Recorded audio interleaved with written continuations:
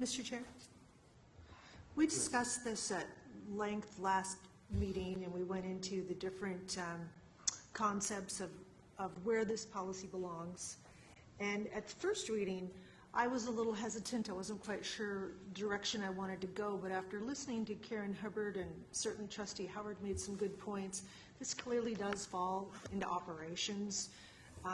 Trustees would really never have any role in determining a leave without pay for an employee. We wouldn't be brought into their personal circumstances. It's just not really the purview of the board. It's an operational decision. So that swayed me that this belongs squarely under operations.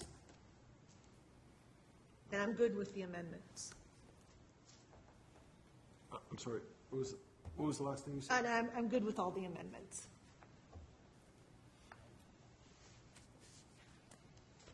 I would just like to say, Trustee McKenzie, go ahead. thank you.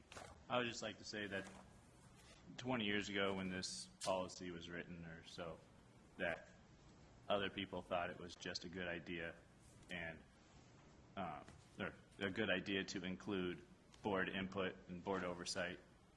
And so the fact that nowadays people think it's good to not have any board input or board oversight in this one category, I would just like to state that I view that as everyone's welcome to their opinion.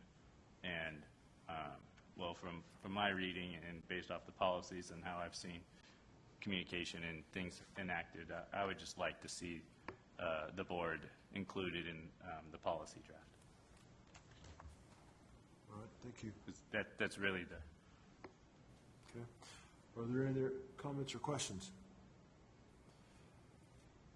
You know, Christie, I've had some reservations about it too, and I'll confess, I still do though. I kind of put this in the same category as sabbaticals and a couple other things.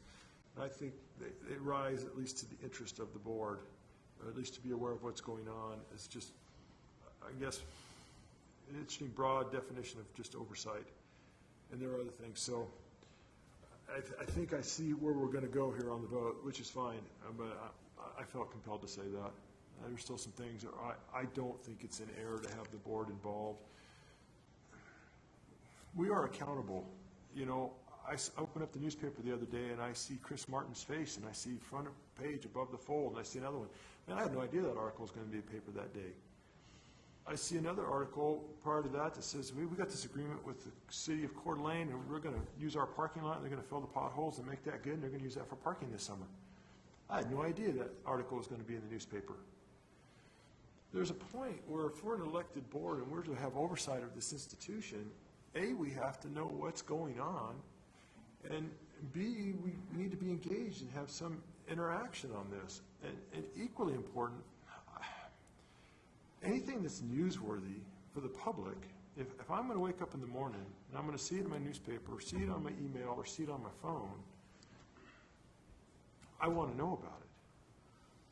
So, and some of these other things, you may not think they're newsworthy, but people are watching and people note those things. And when times are tough, and I'll use sabbaticals as an example, some people have different opinions of whether those are appropriate or not at a community college.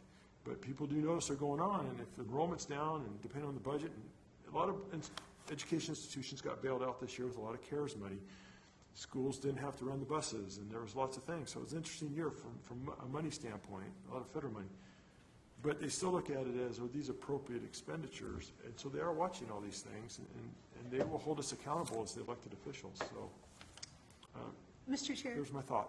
Mr. Chair, could I have one more comment? Certainly. Thank you. Well, I think, Mr. Chair, you've kind of commingled a few things there.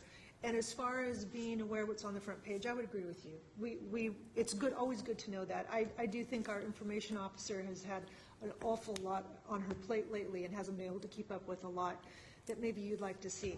But it's a little bit totally different argument than this policy. This policy is clearly about operations, and would the board ever individually or as a group decide on a leave without pay issue with an employee? And no, we wouldn't.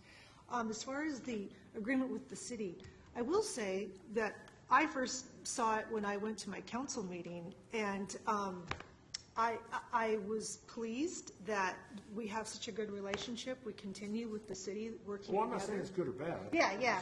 But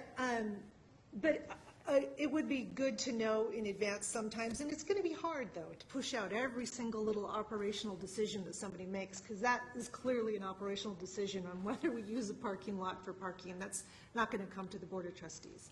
So I would just say, try to delineate between policy that was in front of us and other ideas about communication. President McLennan. Thank you. I didn't even know the article was going to be in the paper on this guy over here, but it was good news. And what I don't always get it right because I don't always know what's coming. Sometimes the media surprises even me a little bit. But if it's, and you will recall, I recently sent you a communication over the weekend that I thought there would be something in the newspaper that might have an adverse impact on the college or the perception in the community of the college, and I wanted to make sure the board was aware of the potential of that article being there. I had no input into the article. I wasn't interviewed for the article. I just knew that it was potentially going to be there, and I gave the board a heads up on that. And that's a commitment that I'll continue to do. I don't think I'll always be able or ready to forward kind of the good news to the board. I suppose I could try to do that or have our communications department do a little bit more on that. But certainly if there's something that's going to ride to the board concern and input from the community about something adverse or potentially negative impacting the institution, I do my best to get that information to the board before it becomes public, and I'll continue to do so. Well, on that note then, I appreciate that, but then we'll note the caution then. Talking about what the budget's going to look like and what we're doing, and we're not going to have taxes or property tax increase and or tuition increases and all the rest of that until we've actually signed off and approved the budget as a board. Maybe that conversation can wait with the media so that it kind of puts us in an interesting spot when it's already been out there and this has said what we're going to do and then we haven't voted on it yet. Mr. Chair, point of information. Yes.